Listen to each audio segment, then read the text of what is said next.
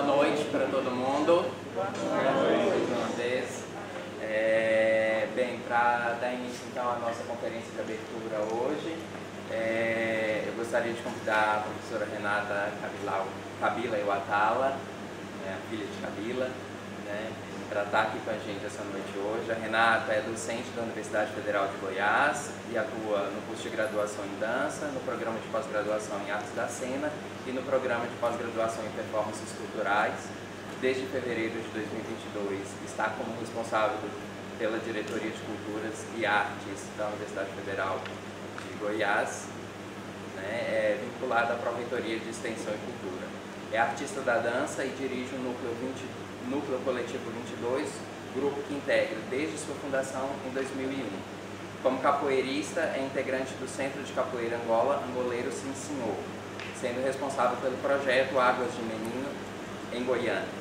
É autora dos livros Corpo, Limiar e Encruzilhadas, Processos de Criação em Dança e Performance Negra e Dramaturgia do Corpo na Capoeira Angola. Então, é um prazer enorme estar com a Renata, estar com vocês aqui essa noite para essa conferência de abertura, intitulada Poéticas Afro-Ameríndias, porém Passagens e Encruzilhadas, e eu desejo uma ótima noite para a gente. Renata, obrigado.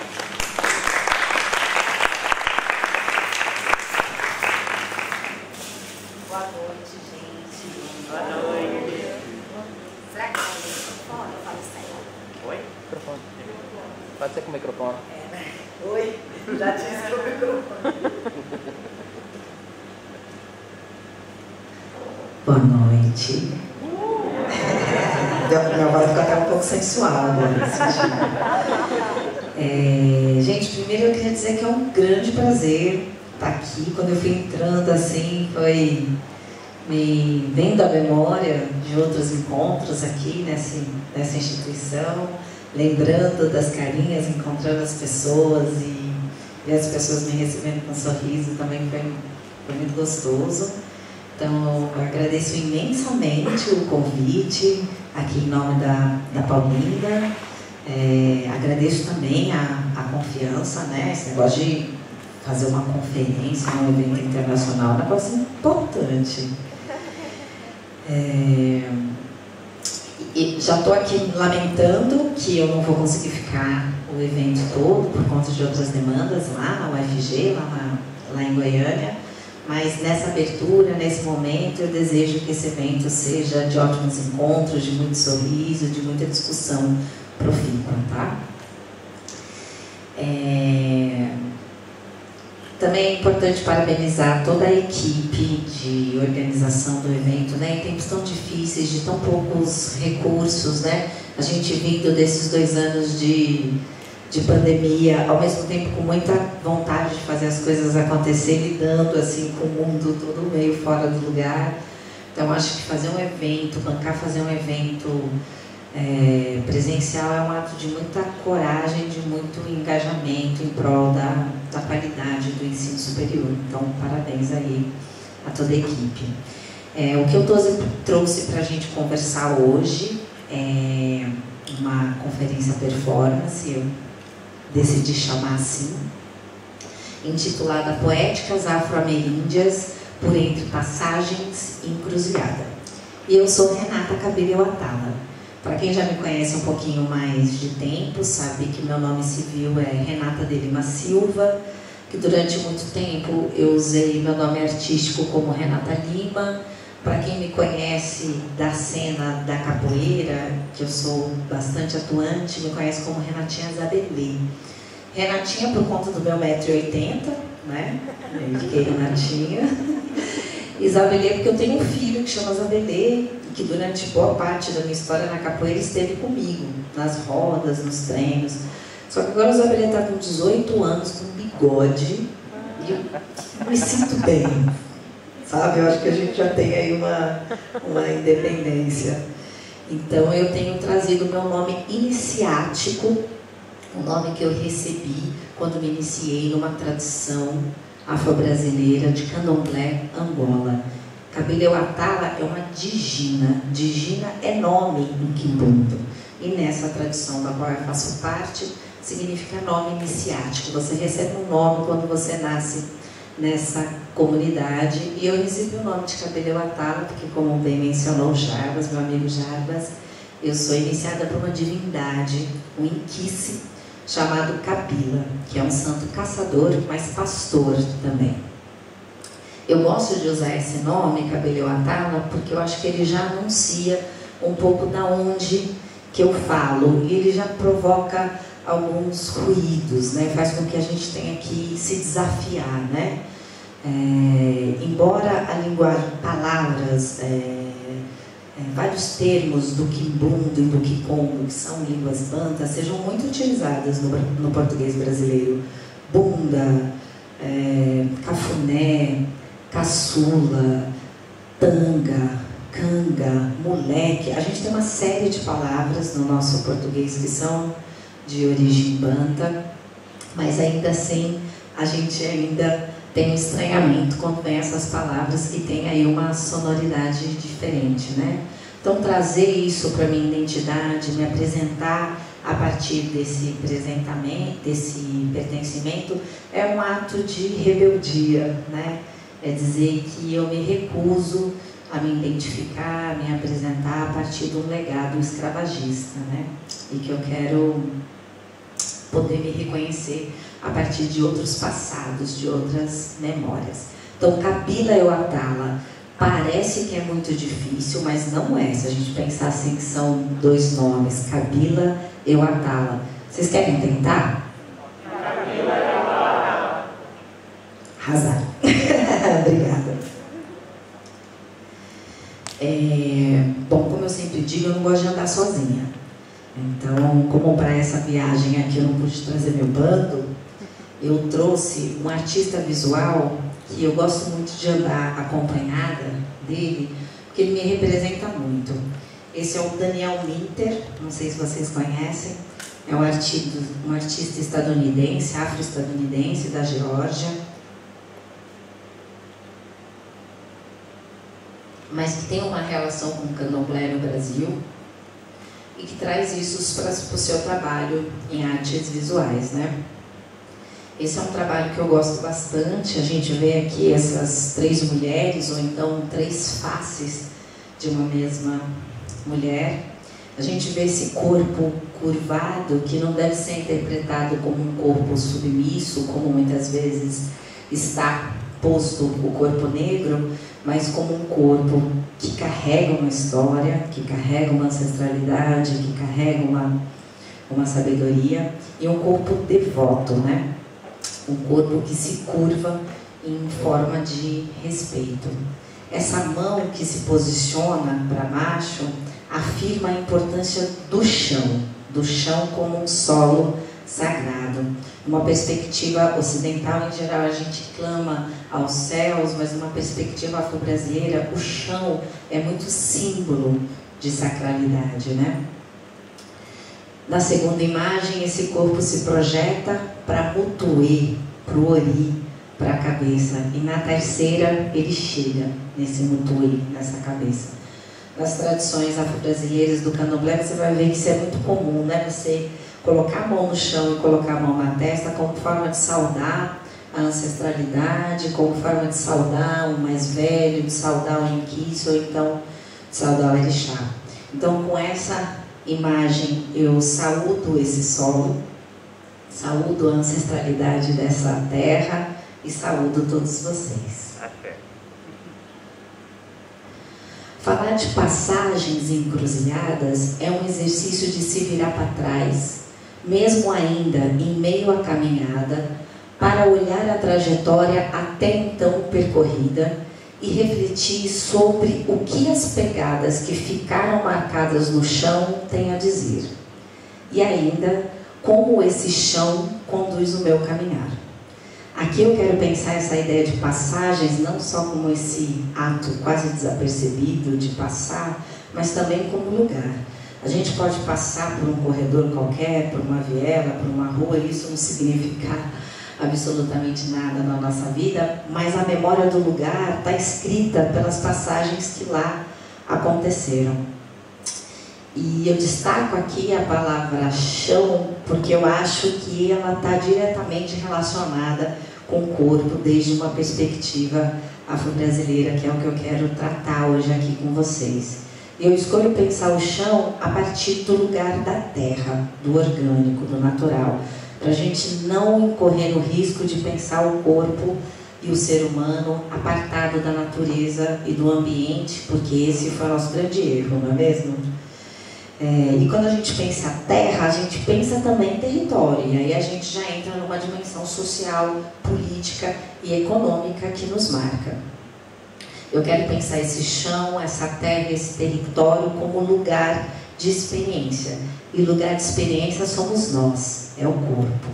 O que eu quero dizer com isso é que eu gostaria que hoje a minha fala não fosse só escutada, não fosse só ouvida por vocês, embora isso já seja muito importante, mas eu queria convidar vocês para ter uma experiência, desde as imagens que eu trago do Daniel Minter, que eu acho que são muito motivadoras, mas também a partir de sonoridades e das imagens que vocês mesmos podem criar a partir dos elementos que eu trouxe aqui. Vocês topam?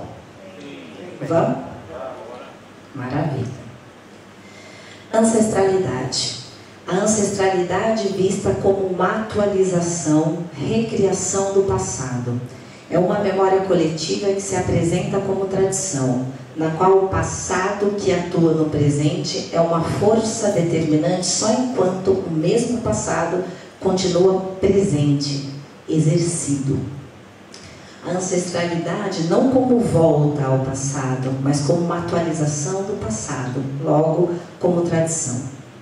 Não se trata de uma relação com a ancestralidade a partir da ideia de parentesco consanguíneo, mas como o principal elemento da cosmopercepção africana no Brasil, que protagoniza a construção histórico-cultural do povo preto no Brasil e gesta um projeto sociopolítico fundamentado nos princípios de comunidade, de convivência sustentável com o meio ambiente, de respeito à experiência dos mais velhos, entre outros fatores. Quem tem me ajudado muito a pensar esse conceito de ancestralidade é esse nosso colega da Universidade Federal da Bahia, o Eduardo Oliveira. E esse é um dos trabalhos que tem me estimulado bastante, a filosofia da ancestralidade, em que ele fala assim: o corpo é mais que uma memória, ele é uma trajetória, uma anterioridade, uma ancestralidade, pois é preciso fazer o movimento da volta, mas a volta não é retrocesso, é movimento descontínuo, polidirecional, como a teia de aranha. Trata-se de inventar enquanto se resgata, trata-se de recriar enquanto se recupera. Assim é o movimento do corpo e da cultura. Para falar de ancestralidade, eu trago essa ideia e essa imagem: águas, mares, travessias, diásporas.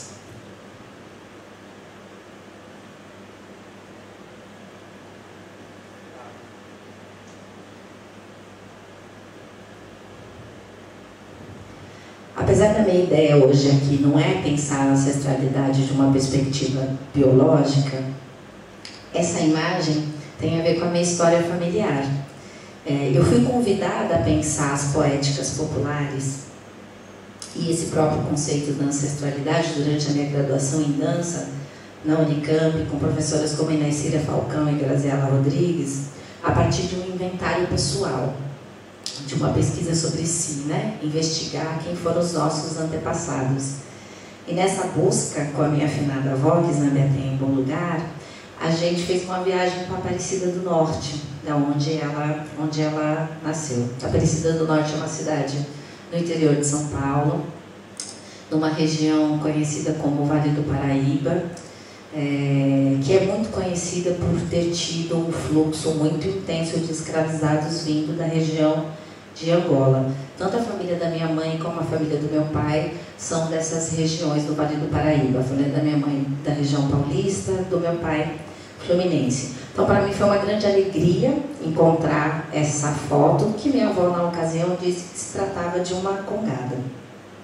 E aqui na frente, portando tambores, está o pai da minha avó, né, o meu bisavô, e o tio, um irmão dela, né, um tio-avô. Então eu trago essa imagem histórica para compartilhar com vocês e para a gente pensar nessas poéticas negras advinda das Irmandades Negras e dos reinados, né, que desde o século XVII se constituíram no Brasil como organizações fundamentais de criação de laços, de afetos, de comunidade, de proteção e de criação, onde a população poderia reivindicar de alguma maneira o seu direito de ser e de existir e de aparecer, de ocupar o espaço de fora, de ocupar o espaço da rua, trazendo em seus corpos, em seus cantos,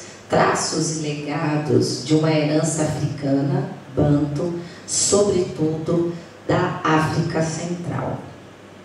Esse ponto aqui de Moçambique, eu acho ele muito interessante para a gente pensar nessas águas, nesses mares e nessas diásporas. Aqui está escrito assim, e moçambiqueiro. E quando ele fala de moçambiqueiro, ele está falando dos moçambiques, que são uns ternos que constituem o cortejo do congado ou da congada, né? Além do terno de Congo, de Catupé, a Marujada, o Vilão, entre outros, né? E é claro que direto ou indiretamente também faz referência ao país africano de Moçambique, né? Que também teve um fluxo de escravizados para o Brasil, embora em menor escala do que da região do Congo e de Angola. Fala a língua do povo de lá. Então, fala a língua, né? Essa instituição que a gente se organiza e se comunica e que se constitui como povo, né? A partir da língua a gente se constitui como uma sociedade, como nação, como povo, mas é a língua do povo de lá. Então, eu reconheço esse deslocamento. Quando eu penso no povo de lá, nesse deslocamento, para mim já vem a Calunga Grande, já vem o mar, porque a gente está falando de travessia. Fala a língua do povo de lá, mas o moçambiqueiro aqui conhece essa língua. Para negro, Deus é Zambi, Zambi um pungo, um Deus supremo de alguns povos bantos da região do Congo e de Angola. Para negro, Deus é Zambi, mas também pode ser Oxalá. E aqui a gente está falando desses encontros, desse processo de formação cultural brasileira que é muito próprio. Então, quando eu estou falando de Oxalá, eu estou falando de um orixá, e eu estou falando de uma formação cultural diferente daqui onde Zambi é um Deus supremo. Eu estou falando de uma herança cultural iorubana, concentrada mais no antigo Daomé e onde hoje é a Nigéria, né? E que aqui no Brasil a gente vai ter o encontro dessas tradições, por exemplo, na Umbanda, por exemplo, em alguns candomblés que se encontram bastante sincretizados, né? Oxalá não é um Deus supremo como Zambi. Oxalá ele é um orixá, mas é um orixá mais velho, é um orixá que se curva, como aquela imagem que eu mostrei no início, que se curva para se deslocar, carregando a sua idade, carregando a sua história. É um orixá fum-fum, é um orixá de vestes brancas, é o orixá da paz. Essa tem sido uma bandeira importante aqui para a gente, justamente com a bandeira vermelha. Aí eu queria cantar esse ponto com vocês. Vocês me ajudam? A melodia é assim, ó. E moçambiqueiro, fala a língua do povo de lá. Para negro, Deus é Zambi, mas também pode ser Oxalá. E moçambiqueiro, fala a língua do povo de lá. Para negro, Deus é Zambi, mas também pode ser Oxalá. E moçambiqueiro, fala a língua do povo de lá.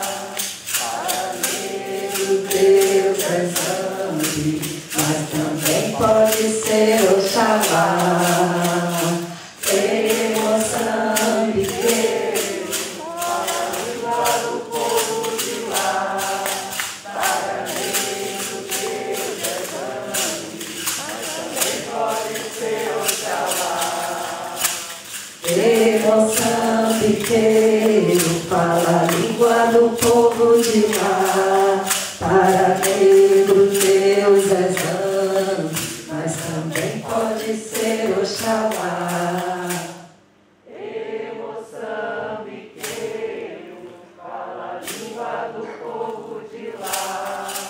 Para negro Deus é Zambi, mas também pode ser Oxalá. E eu trouxe lá de Goiânia as minhas bungas.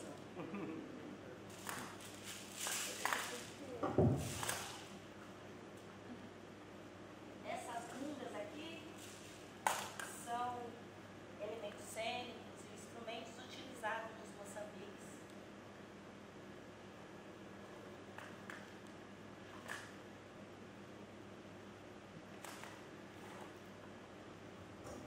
Acho bastante interessante a gente pensar esse instrumento que é vestido, né? E que a gente usa para tocar. É bonito, né? Essa ideia.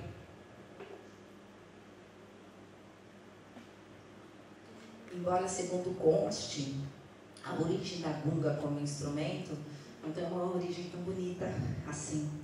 São os grilhões que prendiam os pés dos negros e negras escravizados.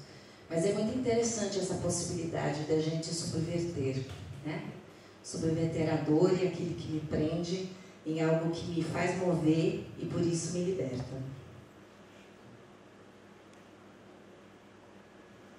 O coral das águas e mares e diásparas estava lindo, viu, gente? Obrigada. Agora vamos para outro lugar, vamos para outro ambiente. Vamos transitar por entre ruas, esquinas, becos e encruzilhadas.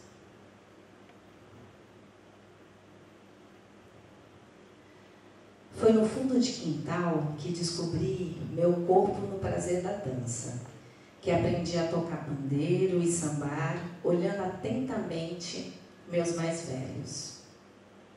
Aqui é importante que pensemos o fundo de quintal não apenas como um espaço físico ou um grupo de pagode. Esse fundo de quintal é, na verdade, pode ser a laje, pode ser a cozinha ou pode ser a garagem. Trata-se de um lugar simbólico de criatividade e de sociabilidade negra, em que habilidades para a música e para a dança são desenvolvidas juntamente com um repertório afirmativo, além de um estágio de alegria próprio da festa e da vadiação, que na verdade são estratégias urbanas e modernas de construção de identidade e de resistência.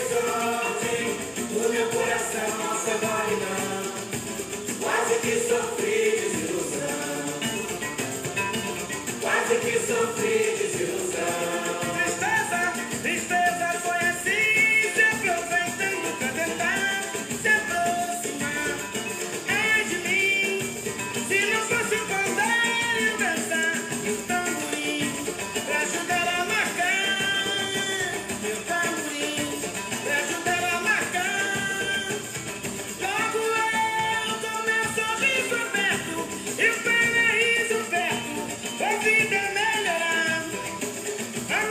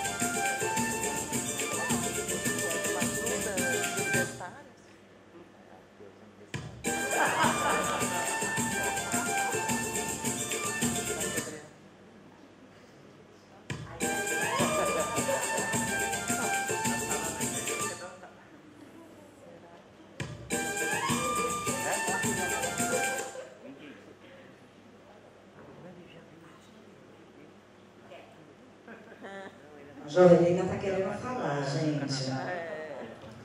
Eu trouxe a Jovelina Pérola Negra com essa música, um clássico aí do samba, muitos de vocês devem conhecer, né?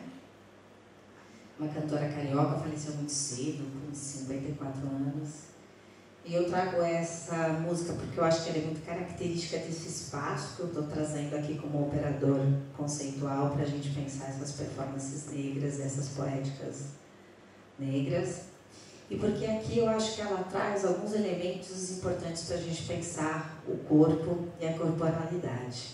Aqui nesse slide eu já destaco a palavra vadiação, que é uma palavra muito utilizada no contexto de algumas manifestações tradicionais, como por exemplo o samba e também a capoeira, mas que foi uma palavra empregada à população negra logo no período da escravidão para falar daquele negro que de alguma maneira oferecia uma resistência à própria resistência, à própria escravidão, né? E mesmo que essa resistência fosse a própria dificuldade do corpo.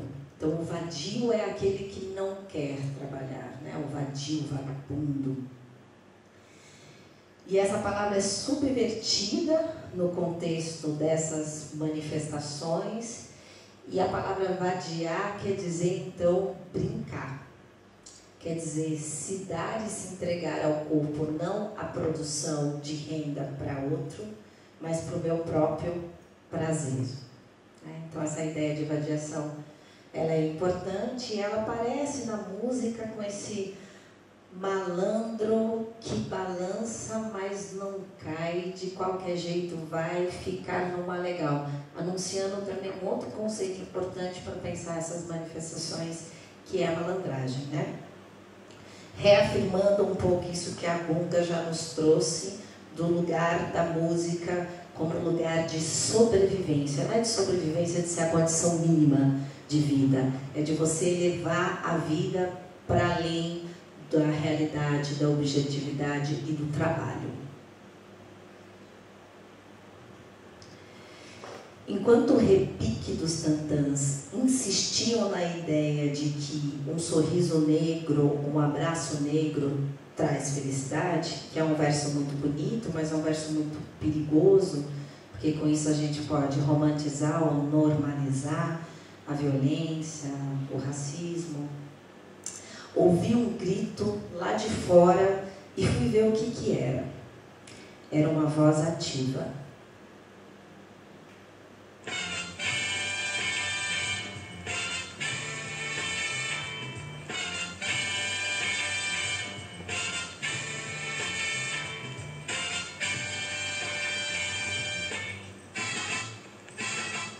Eu tenho algo a dizer, explicar pra você, mas não garanto, porém, que engraçado eu serei dessa vez. Para os manos daqui, para os manos de lá, se você se considera um negro, pra nego cheirar, mano. Sei que problemas você tem demais, e nem na rua não te deixa na sua, entre madame fudida, os racistas quadrados de cérebro atrofiado, não te deixam em paz, todos eles com medo generalizam demais, dizem que os negros são todos iguais, você concorda? Se acomoda então, não se incomoda em ver, mesmo sabendo que é foda, prefere não se envolver, finge não ser você, e eu pergunto por que você prefere que o outro vá se foder? Não quero ser uma Mandela, apenas dar um exemplo, não sei se você me entende, mas eu lamento que irmãos convivam com isso naturalmente. Não proponho ódio, porém, acho incrível que o nosso compromisso já esteja nesse nível mais racionais, esse destino que guarda dinamicamente, mantém nossa alma viva, sabedoria de rua, o F mais expressiva. A juventude negra agora tem a voz de ter.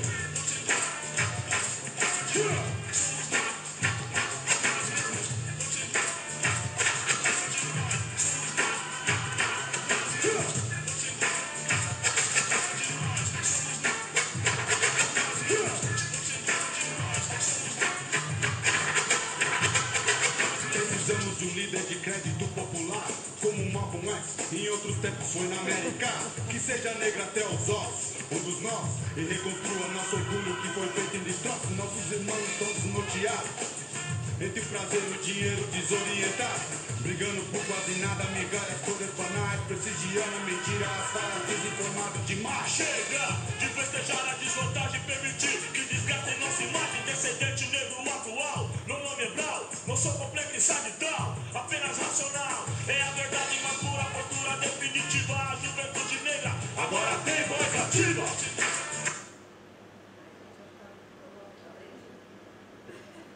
Acho que deu certo agora. Ainda falando desse contexto urbano e dessas poéticas negras, eu trago essa música Voz Ativa do Racionais MCs de 1992. E quando eu ouvi essa música no início da minha adolescência, foi quando eu começo a tomar contato com uma sociologia do Brasil na prática e entender de fato qual que é a problemática do racismo, né? É interessante pensar o quanto esse ambiente urbano que o hip hop mobilizou em termos de juventude, ainda mobiliza, né? É um espaço para uma movimentação e para um estado de corpo muito atravessado pela cidade e muito atravessado por essas violências, ao mesmo tempo que crítico a elas, né? E na condição de uma manifestação absolutamente atual, né? Também tem esse... Alô? Deu certo. Vive esse desafio do diálogo com as técnicas modernas de difusão que acabam por aproximar tanto o hip hop como outras manifestações de cultura popular urbana que a gente tem tido muito contato, né? O folk, dancehall, de uma perspectiva também bastante neoliberalista, né? Do corpo e das práticas, né? Traz esse desafio para a gente pensar. Então eu trago o hip hop como uma manifestação que me forma também, que me forma a criticidade e que me coloca também esse desafio de pensar as produções negras nesse contexto capitalista.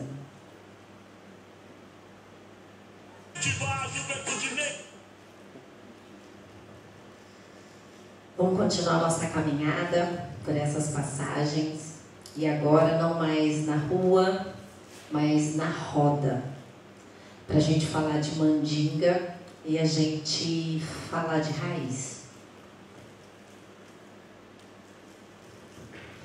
Não é nada a roda.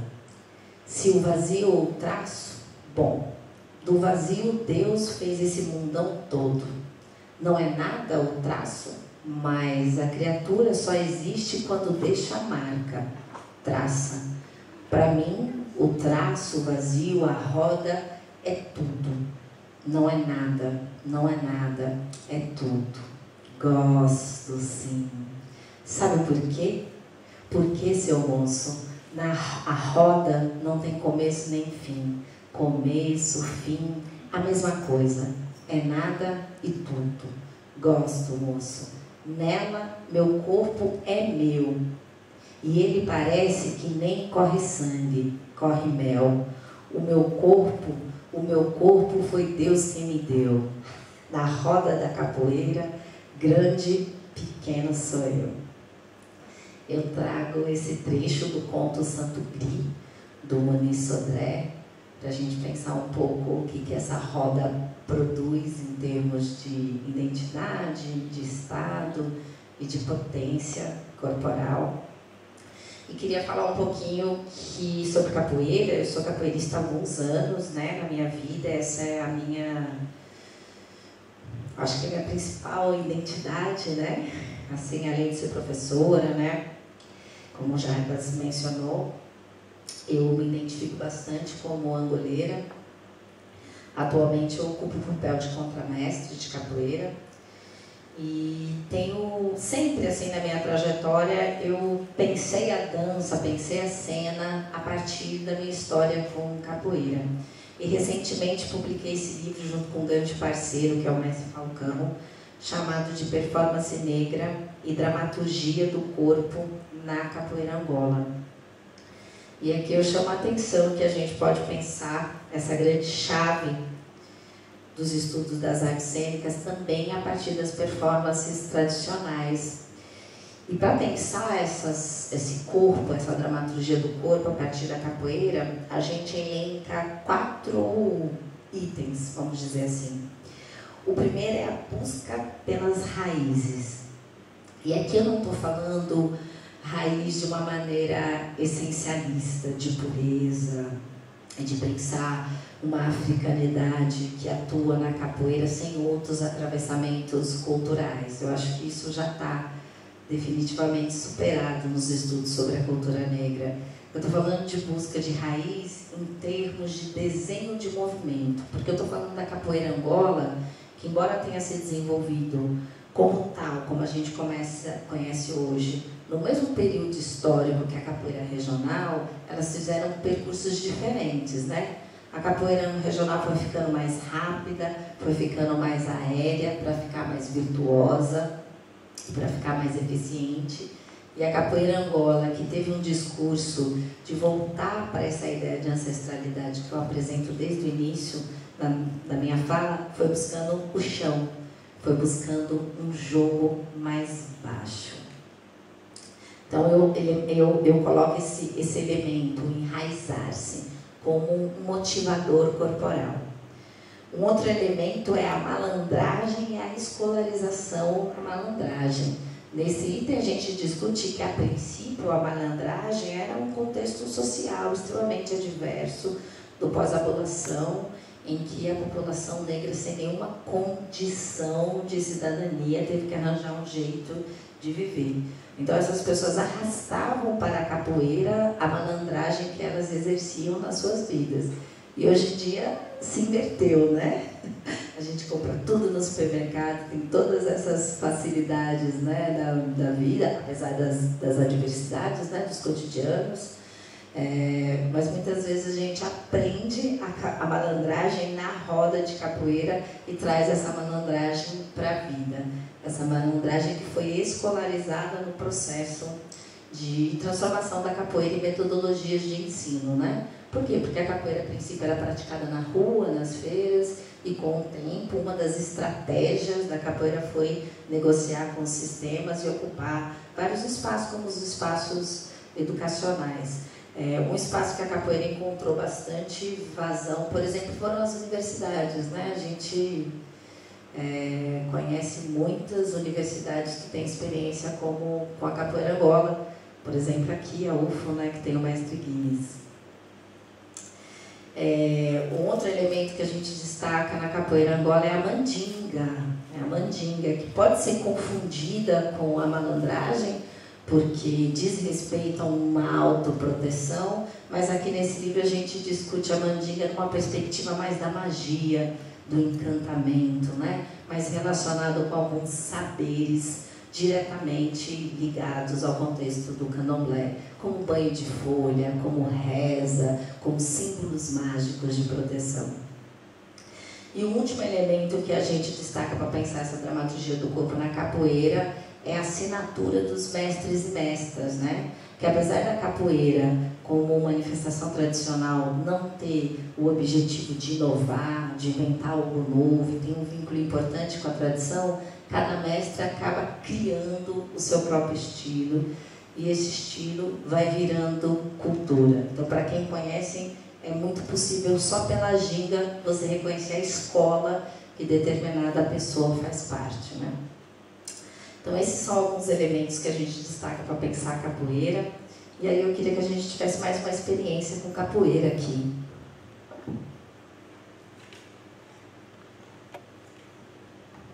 Eu trouxe lá de Goiânia meu berimbau também. E olha só que coincidência, ou não, esse berimbau também é chamado de gunga, como aquele instrumento ali. A roda de capoeira tem 3 instrumentos, 3 berimbaus. A roda de capoeira é constituída de 8 instrumentos, 3 berimbaus. O gunga, o médio e o viola. E eu sempre falo para as crianças que eu dou aula de capoeira que o gunga é como um avô, bem sábio, um nego velho, que a gente tem que parar para ouvir.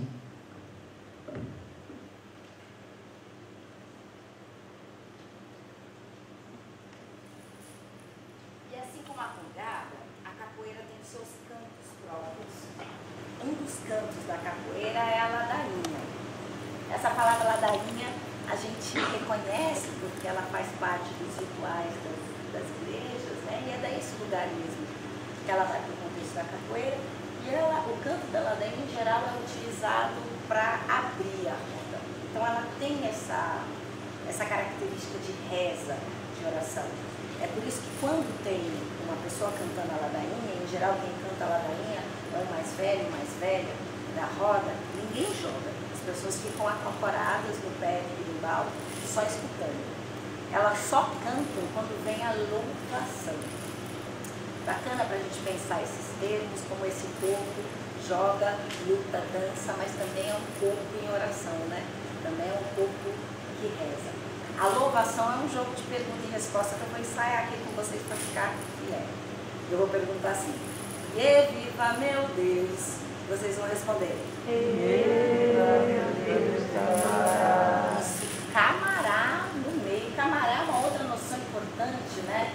Da gente pensar que a pessoa que eu vou jogar lá no meio, na verdade, não é o meu adversário. Que a minha luta não é contra aquela pessoa que está jogando com ele. A minha luta é social. A minha luta é de afirmação do legado do povo preto. Então eu vou cantar toda a ladainha, e quando eu terminar a ladainha eu vou falar: e viva meu Deus! E vocês? E viva meu Deus, camará! E viva meu mestre! E viva meu mestre, camará! E aí tudo que eu disser viva, vocês dizem viva também. Combinado? Combinado.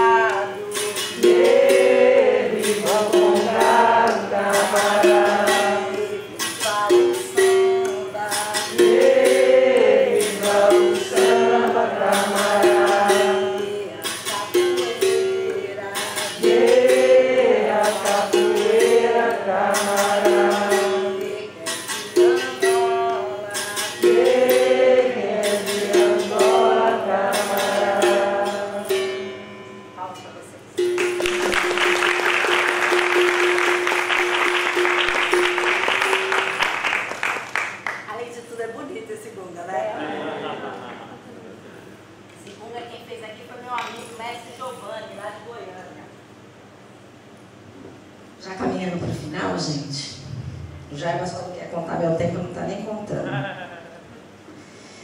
Eu trago essa imagem aqui para a gente pensar um pouco nessa ideia de raízes e deixar reverberando aí no imaginário de vocês. Essa imagem chama peso de cura.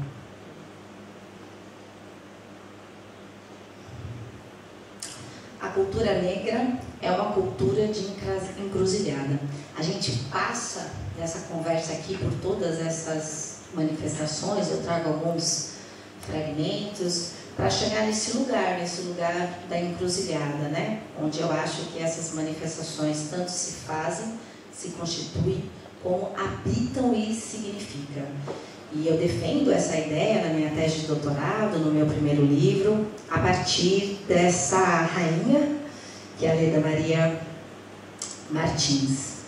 Nesse livro em especial, a Fotografia da Memória, o Reinado do Rosário de Jatobá, ela conta toda a história da Irmandade do Rosário de Jatobá, falando especificamente sobre a Congada. A encruzilhada é um princípio de construção retórica e metafísica, um operador semântico pulsionado de significância, ostensivamente disseminado nas manifestações culturais e religiosas brasileiras, de predominância nagô e naquelas matizadas pelos saberes bantus. O termo encruzilhada, utilizado como operador conceitual, oferece-nos a possibilidade de interpretação do trânsito sistêmico e epistêmico que emerge dos processos inter- e transculturais, nos quais se confrontam e dialogam, nem sempre amistosamente, registros, concepções e sistemas simbólicos diferenciados e diversos. Bom, esses fragmentos que eu trouxe aqui para a gente pensar na prática essa encruzilhada podem ser pensados como poéticas negras ou então como poéticas afro-ameríndias, e cada vez mais eu tenho gostado dessa ideia porque eu acho que esse termo ele localiza, né, não só no marcador étnico-racial, mas também geográfico do que a gente está falando, e a gente não continua esse grande equívoco que é investir na invisibilidade dos povos indígenas, né? A gente não continua, não segue caminhando nesse sentido de que ignorar que esses povos são os verdadeiros donos da terra.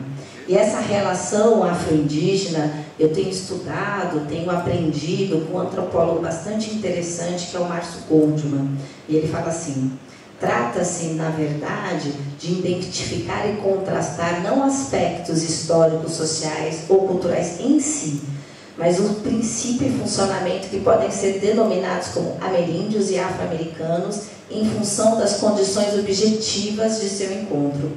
Pois o que se deve comparar não são traços, aspectos ou agrupamentos culturais, mas os princípios a eles imanentes. Eu acho essa ideia muito importante, sobretudo do ponto de vista político, estético e político, porque a gente resgata uma ideia muito importante que a Lélia Gonzalez já defendeu, que é de americanidade, né? Então, para pensar as poéticas afro-ameríndias a partir de uma americanidade. A nossa América é latina ou é uma América africana?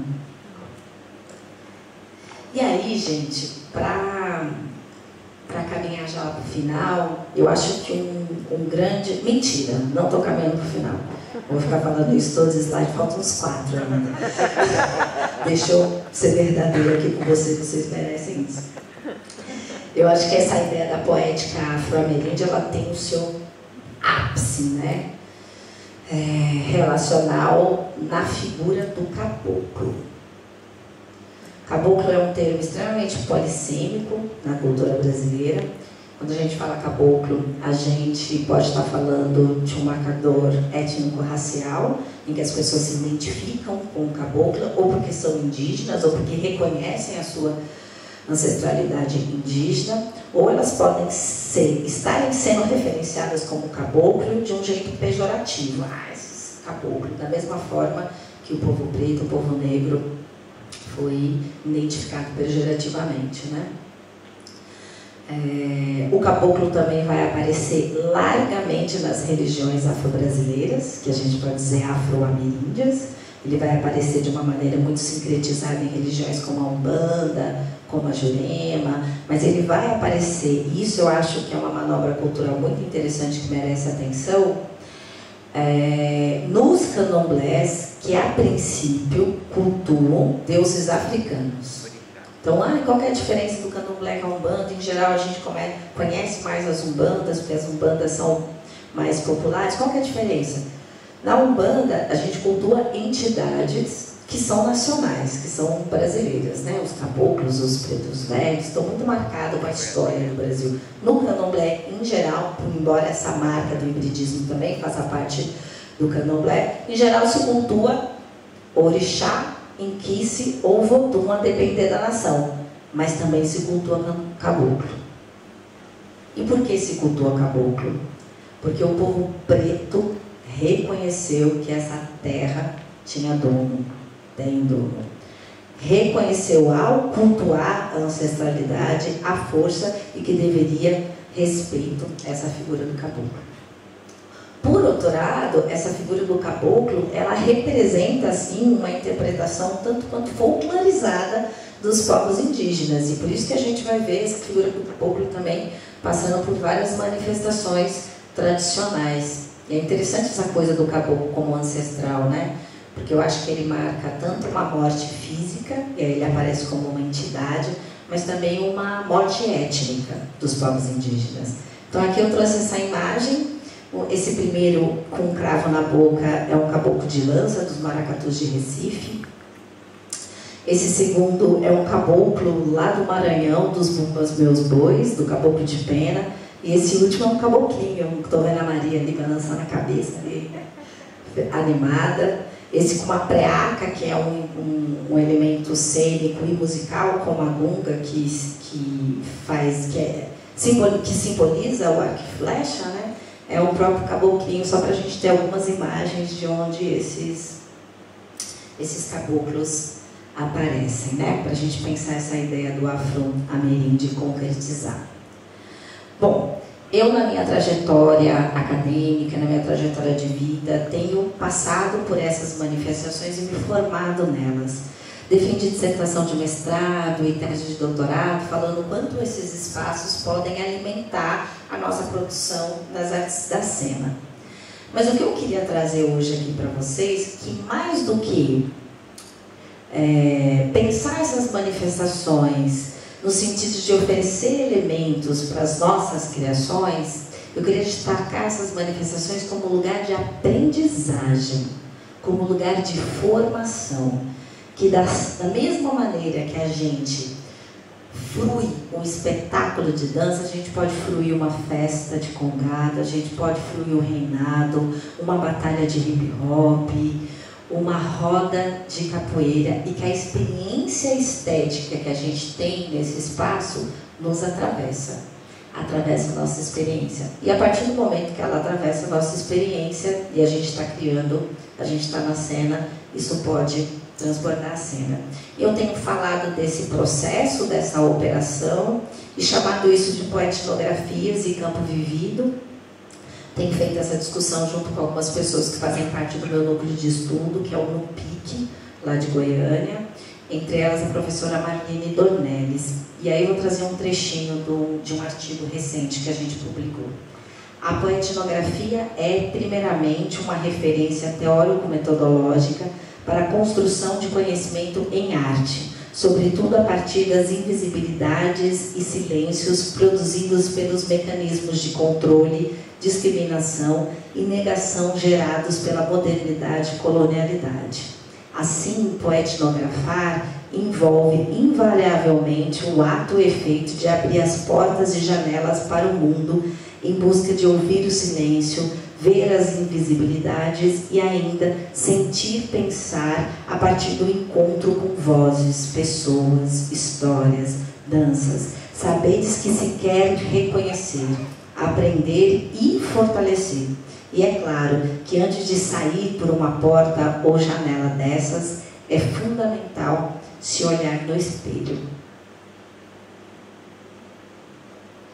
Aí esse é o artigo que eu extraio esse trecho, trago aqui de referência para quem tiver curiosidade. E agora, verdadeiramente, finalizando, eu trago essa última imagem do Daniel Minter, que eu acho que sugere movimento que sugere dança, e queria convidar vocês para uma última cantiga, bastante estimulada por esse universo do caboclo que eu mencionei. Vocês topam? Sim. Vamos? Vamos. Podemos ficar em pé?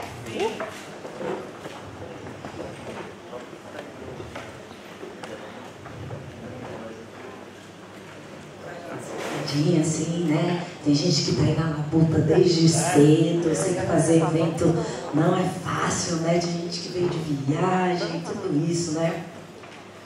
É assim, ó. Jurema é rei, Jurema é rainha. Jurema é rei, Jurema é rainha. Jurema é rei, Jurema é rainha. Jurema é rei, Jurema é rainha. Oi, tomba mestre numa ponta, que a outra ponta é minha. Tomba mestre numa ponta, que a outra ponta é minha. Tomba mestre numa ponta, que a outra ponta é minha. Tomba mestre numa ponta, que a outra ponta é minha. Jurema é rei, Jurema é rainha. Jurema é rei, Jurema é rainha. Tomba mestre numa ponta, que a outra ponta é minha. Tomba mestre numa ponta, que a outra ponta é minha. Jurema é rei, Jurema é rainha. Jurema é rei, Jurema é rainha. Tomba mestre numa ponta, que a outra ponta é minha. Tomba mestre numa ponta, que a outra ponta é minha. Oi, tomba mestre numa ponta, que a outra ponta é minha. Tomba mestre numa ponta, que a outra ponta é minha. Oi, tomba mestre numa ponta, que a outra ponta é minha. Tomba mestre numa ponta, que a outra ponta é minha. Ai, tomba mestre numa ponta, que a outra ponta é minha. Tomba mestre numa ponta, que a outra ponta é minha. Dama com atenção. Obrigada, gente.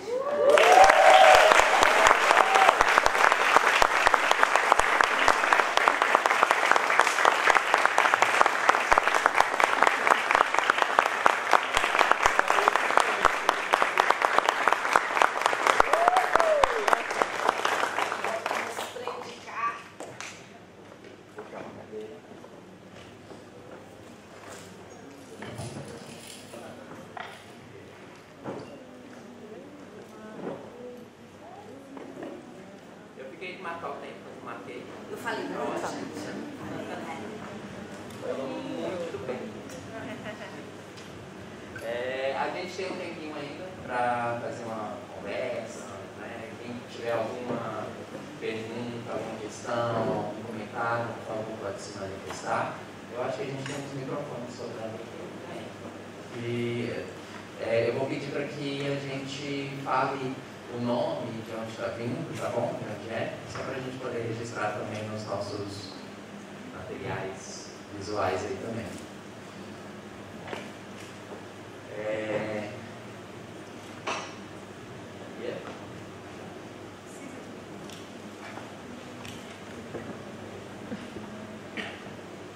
Ai, prazer, obrigada. Bom, poder conversar, achei que não ia poder. Então, primeiro agradecer, né, sua fala, sua presença, as referências, as músicas, as imagens. Não se tem naquela imagem de Aparecida, né? De que ano? Bom, mas por parte. Eu queria te ouvir falar mais do que você está fazendo, do que você está conseguindo fazer dentro da universidade, que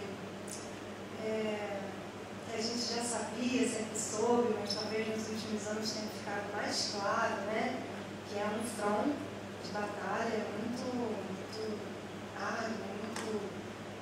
muito trabalhoso, muito dificultoso.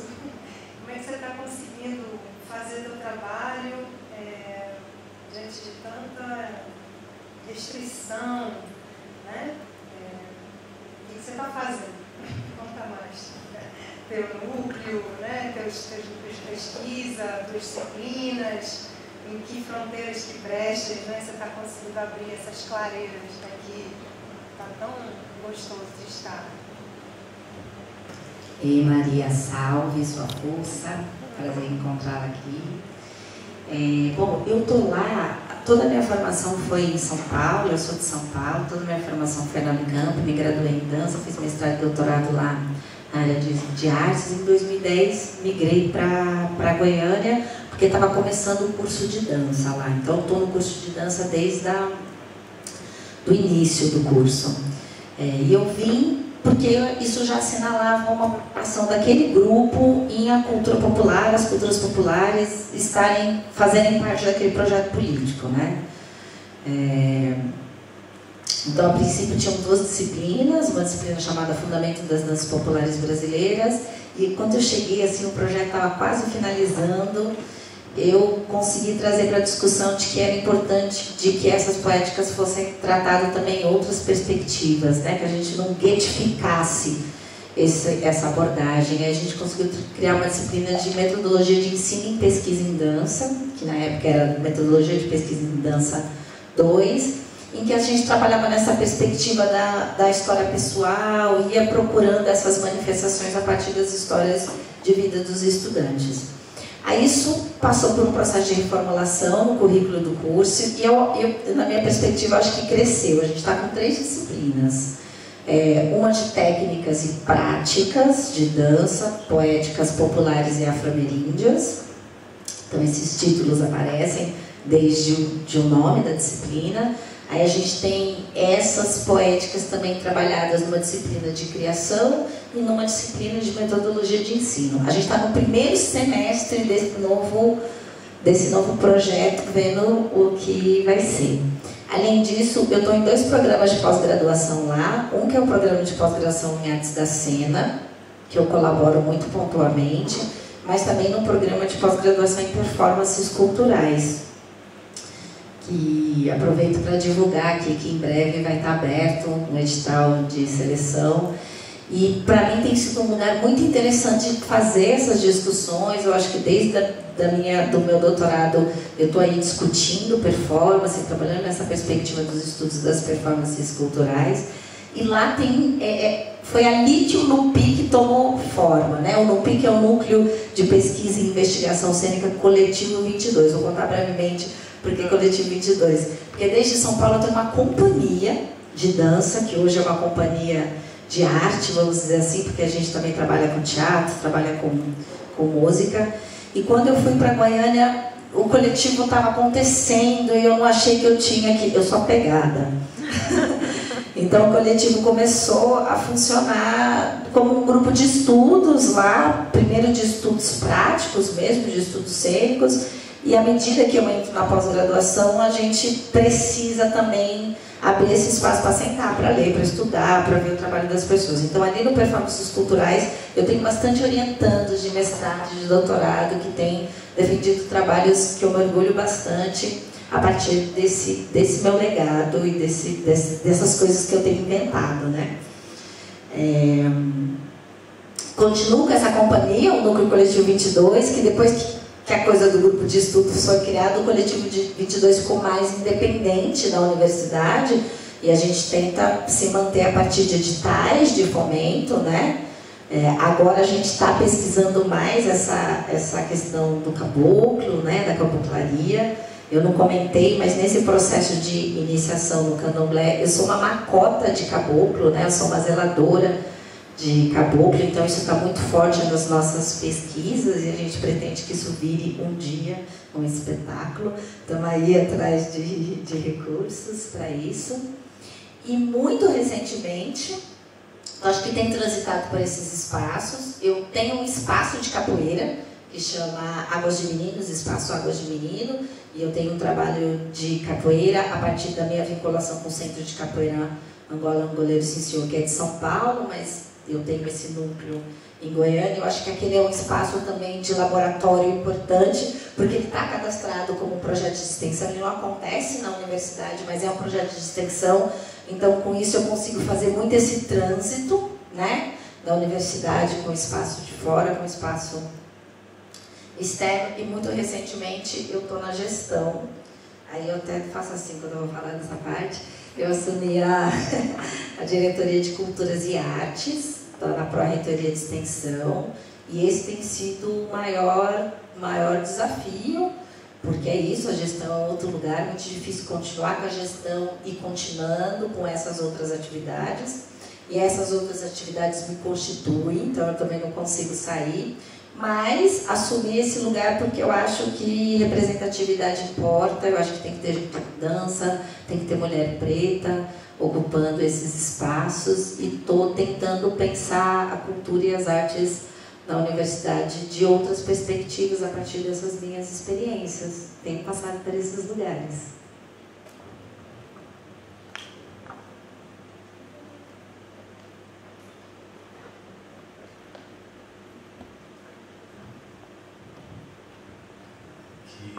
Felicidade. Enfim, estou muito tocado, mexido por tudo, todas as coisas. E queria perguntar como que é o seu processo de enriquecimento das suas referências artísticas, bibliográficas, artísticas, né? Que devem ser artísticas também de uma forma ampliada.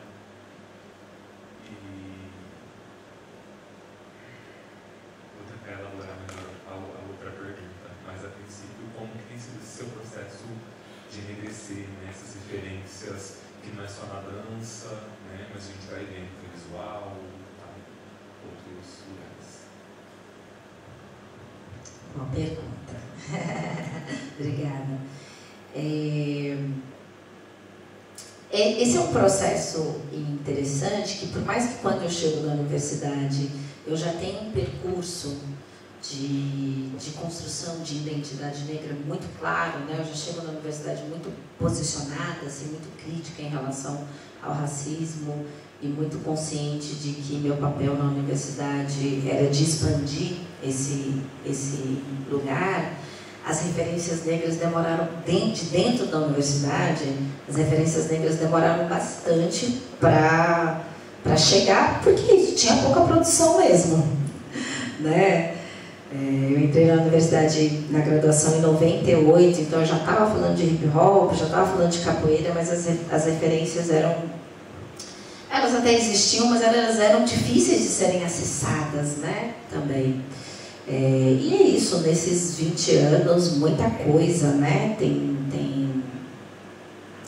Tem sido produzida muita coisa de qualidade. Eu percebo que eu defendi a minha tese de doutorado em 2010 e que tanto o Eduardo Oliveira como a Leda Maria Martins foram assim o meu grande achado, né? Eu lembro que já no mestrado eu tinha uma carência muito grande de referências da dança negras.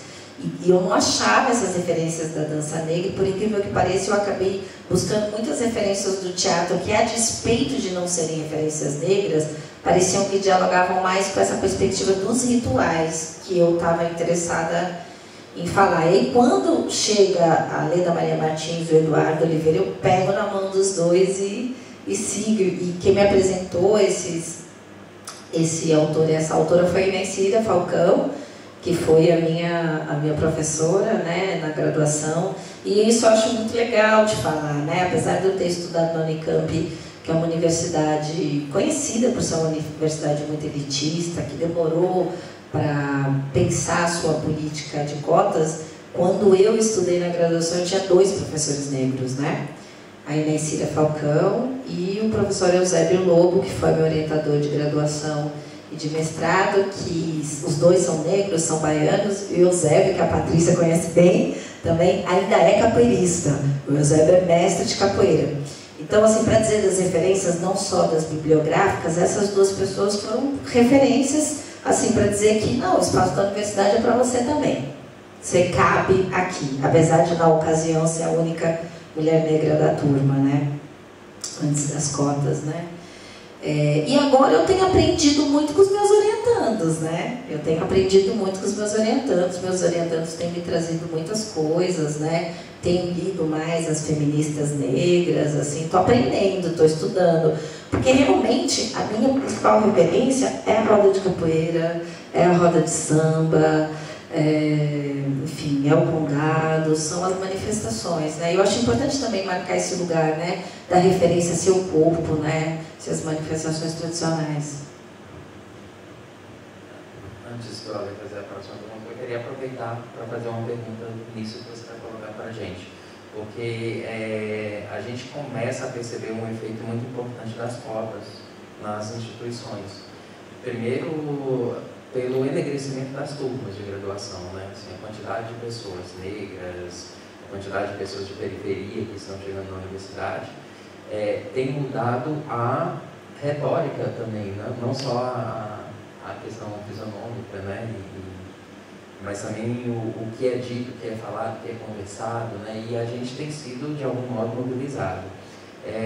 Como que tem sido esse processo para vocês na UFG, nesse campo assim, de embate? Porque é isso, né? É uma galera jovem, potencializada pelo discurso das redes sociais, que está cada vez mais política nesse campo também, e que está chegando e com enfrentamentos, né? A gente tem percebido esses enfrentamentos, e não só na graduação, mas na pós-graduação também, né? A galera tem chegado para poder pesquisar esses assuntos, essas temáticas na pós-graduação também.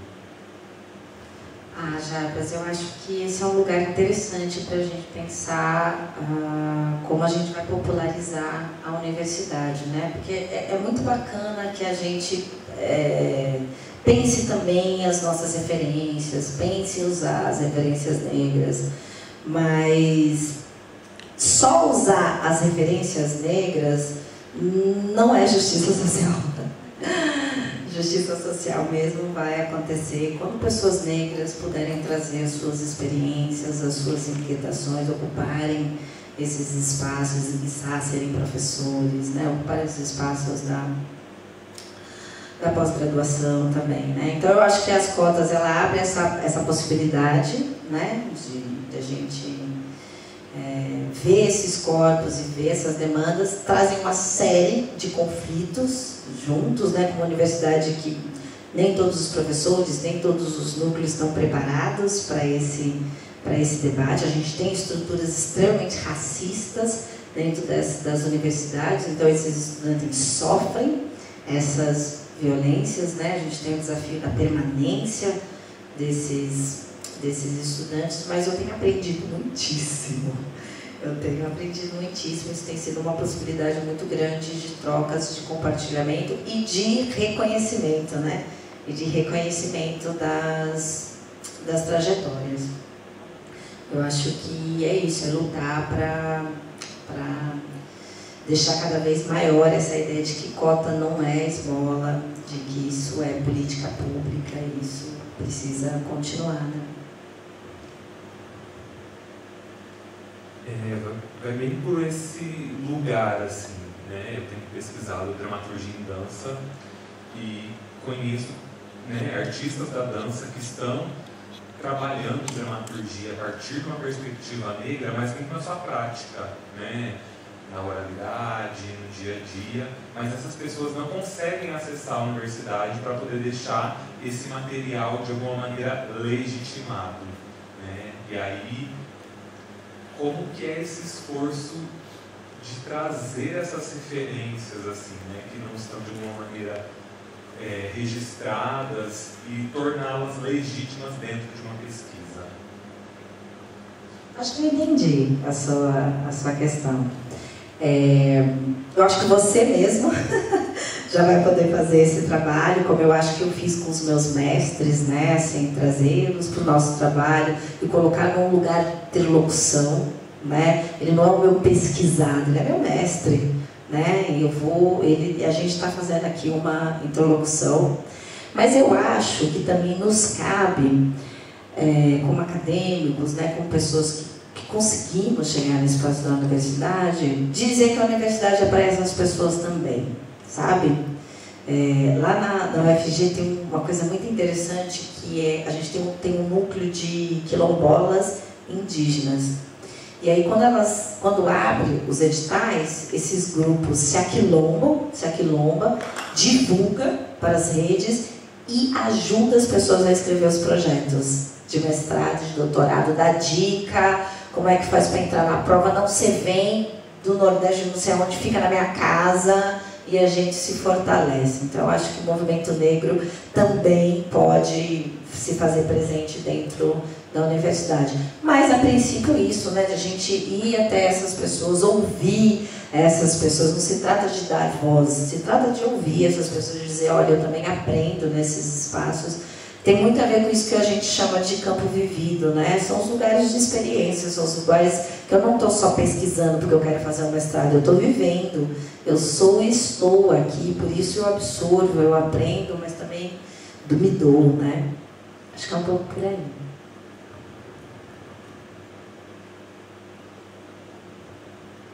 Eu não vi nenhuma mãozinha levantada, então eu vou aproveitar para eu fazer, porque eu também tenho um monte de coisa.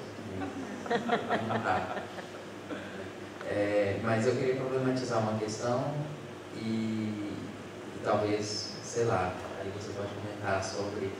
você traz logo no primeiro momento assim, de conceitual da sua fala a questão da ancestralidade, né? E a gente estava conversando exatamente sobre isso ontem, né? Falando sobre que a ancestralidade não é necessariamente pensar uma genealógica e debatendo esse assunto e por quê, né? Dessa perspectiva.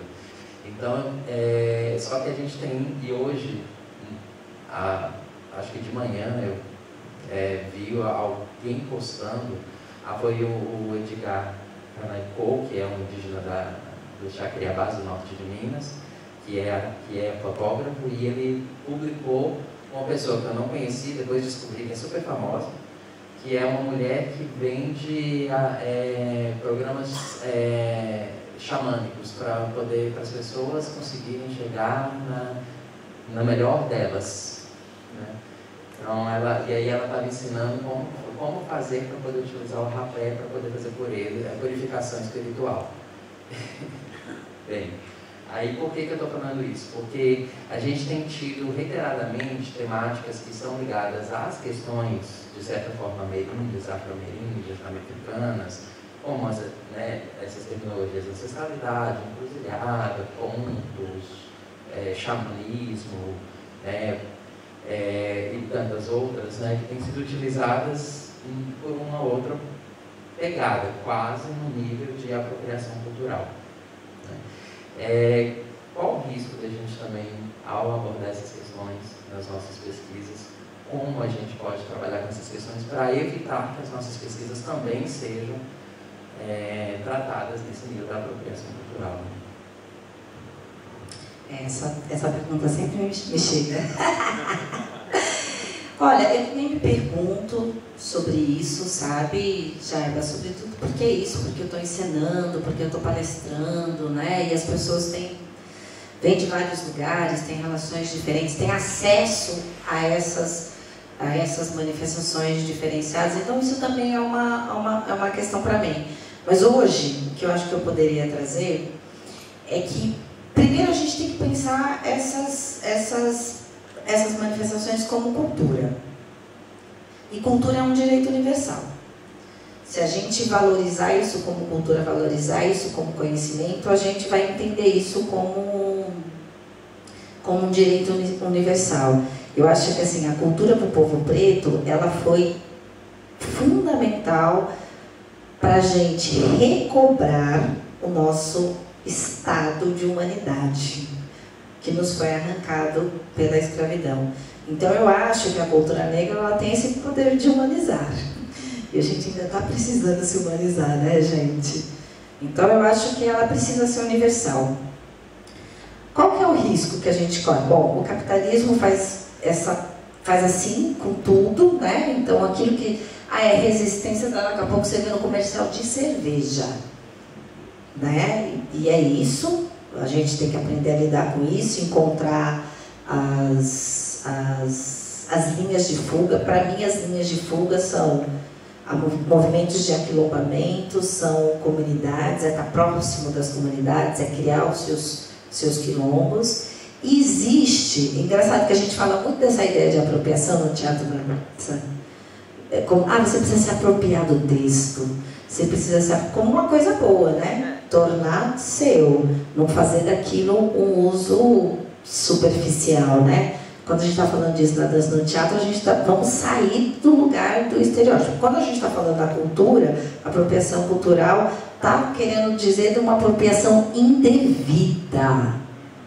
Uma apropriação indevida é você ganhar dinheiro com uma coisa que não te pertence, enquanto essa população está passando fome, está passando dificuldade, sabe? Nesse processo do campo vivido, a gente fala, olha, é isso, é você desdobrar o seu eu, né? Por exemplo, uma concepção, uma fala de um governista, não tem fome no Brasil. Além de ser uma fala extremamente mau caráter, é uma fala ignorante, é uma fala burra, é uma fala que está absolutamente voltada aqui, ó, no seu cercadinho. Você fala, não, aqui, tem alguém passando fome aqui? Não, não tem. Então, não tem fome no Brasil, né? Então, o que isso significa? O que isso tem a ver com a apropriação cultural? É você não estar tratando a gunga totalmente desconectada da onde a gunga veio, entendeu? E se você for ganhar algum dinheiro, porque é disso que se trata, entendeu? Se você for ganhar algum dinheiro com essa gunga, eu já sou professora, não preciso vender a gunga. Eu vou falar, olha, eu conheço um artesão lá, o mestre que é da comunidade tal, e ele vai fazer essa gunga para você. E ele vai te dizer se ele quer fazer essa gunga para você, porque ele pode não querer fazer a gunga com você. Então eu acho que é um pouco por aí, eu acho que é delicado, eu acho que a gente tem esse desafio para enfrentar no nosso cotidiano, mas eu acho que a gente não pode tratar nem a cultura negra como as culturas indígenas como algo intocado. Eu acho que esse foi o nosso erro, foi não valorizar, foi não dar visibilidade, foi não aprender. Gente, olha a diversidade dos povos indígenas, a gente não conhece. São quase 300 línguas sendo faladas no Brasil. Eu quero aprender, sabe? Eu quero entender essa identidade, eu quero entender essa outridade. Então, eu acho que isso é importante, tratar como conhecimento, como cultura, e é isso. Não adianta eu falar de cultura negra e não estar preocupado com o racismo. No meu primeiro livro, eu conto vou contar aqui rapidinho. Eu entrei na comissão para organizar a Semana da Consciência Negra. Eu era representante do DCE e tinha gente do sindicato e da associação dos professores, que não ia nunca. Então, era o sindicato e o DCE que organizaram. E aí, os sindicatos queriam propor alguns grupos que, na minha concepção, eram muito ruins do ponto de vista estético, né? Eram grupos muito amadores. E aí eu quis trazer uns grupos mais profissionais, né? Aí eu fui percebendo que esses grupos mais profissionais eram compostos de pessoas brancas que tinham acesso muito privilegiado à cultura negra, que o povo preto não tinha. Eu reparei isso, já fiquei um pouco sem graça, mas eu falei, não, a gente, o povo preto, precisa ter acesso. Se eles estão tendo acesso, a gente também precisa ter acesso. Aí teve o dia da conferência de abertura, foi um grupo de percussão, de tambor africano e tal, aquela coisa, o auditório lotado. Eu falei, nossa, vai arrasar. Aquela produção vai bombar. Aí os caras tocaram. Tá gravando. Eles são meus amigos ainda. Acabou. Todo mundo. Eles pegaram a malinha deles, pegaram as tralhinhas dele, vazaram e saiu todo mundo do auditório. A próxima discussão era sobre racismo, sobre o lugar do negro dentro da universidade que não estava dado. Saiu todo mundo. Quem que ficou? Só, não tinha nem estudante, porque quase não tinha estudante negro naquela época, ficou só 3, 4 servidores da universidade e a minha cara. Ali eu só sentei e ouvi. Tá vendo? É por isso que a gente não queria esse povo aqui. Porque tinha cachê. Aí o que eu já pensei? Não, nessa hora a gente tem que trazer esse grupo, mas também investir na formação desse grupo, para que esse grupo possa ocupar esses espaços. E, gente, já que eu estou com dinheiro aqui, eu tenho que investir na formação, na qualificação. Por aí. Eu não vi nenhuma mãozinha levantada de novo. Se alguém quiser. Se não, eu acho que eu vou para uma última pergunta, então. Minha mesmo, da minha parte. Que talvez também seja o nosso desafio do momento, a gente que está ocupando esse espaço da instituição, da universidade, né? Não sei se todo mundo sabe, mas em 2016 foi aprovada uma lei que obriga que as instituições tenham 20% do seu funcionalismo, né, composto por pessoas pretas, negras, né? Esse é o termo utilizado, né? Infelizmente não foi colocado os indígenas nesse mesmo pacote, né? E nem aumentaram, mas 20%. E estar nesses espaços de gestão, de direção e tudo é bem complexo, justamente porque você tem que estar nesses espaços também de decisão. E aí você é sempre uma voz quase, né, uma pedra no oceano, né? Assim, uma voz que vai discutir esses assuntos. E só para todo mundo entender, no final das contas, a gente vai levar mais ou menos 30 anos para poder ter 20% do funcionalismo público de pessoas pretas no país, né? Porque não vai ter novos cargos a princípio, né? Então a gente tem que esperar as pessoas se aposentarem, terem concursos e as pessoas entrarem. Então é mais ou menos 30 anos para que isso aconteça. E aí a minha pergunta vai num outro lugar, só dei essa introdução porque eu acho que ela é importante, que a gente está falando muito sobre educação antirracista, né? Então, assim, por um lado é muito importante a entrada das pessoas, mas por outro é importante também um processo de formação para uma educação antirracista, né? E aí eu queria ouvir de você o que você acha quais são esses desafios a partir desse lugar, né? Especialmente no campo das artes, né? Esse desafio que a gente tem ainda, né? Já vou dar meu pitaco, né? Que para mim a gente tem um problema estrutural muito complexo de lidar, que são os currículos de formação no campo das artes. Os nossos currículos são eurocentrados, totalmente eurocentrados, né? Então, a partir disso aí, o que você poderia nos falar assim, dessa perspectiva? Como produzir uma educação antirracista? Pergunta fácil. Última pergunta. Última pergunta fácil.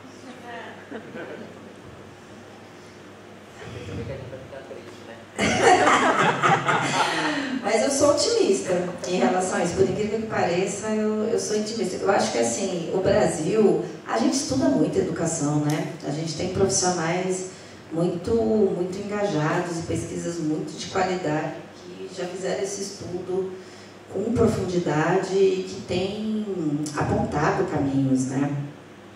Um exemplo, o Encontro de Saberes, né? Que começa ali na UNB, mas já está em outras universidades, né? A presença das poéticas, das performances tradicionais nos currículos, e os cursos de arte são especialmente sensíveis por isso, né?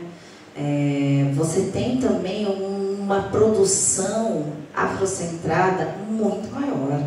Não, de vez em quando eu recebo umas listas, aqui, gente, no WhatsApp, lista de autores, tem muita coisa que antes não estavam traduzidas e que agora estão traduzidas e que a gente tem acesso e que a gente, a partir dessa consciência crítica, a gente pode trazer para dentro dos nossos currículos, pode trazer para a nossa sala de aula.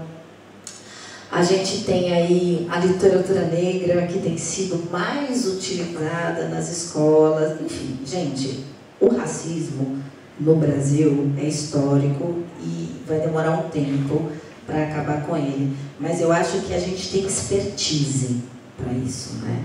Quando você vê uma pesquisa, por exemplo, um legado de uma figura como Sueli Carneiro.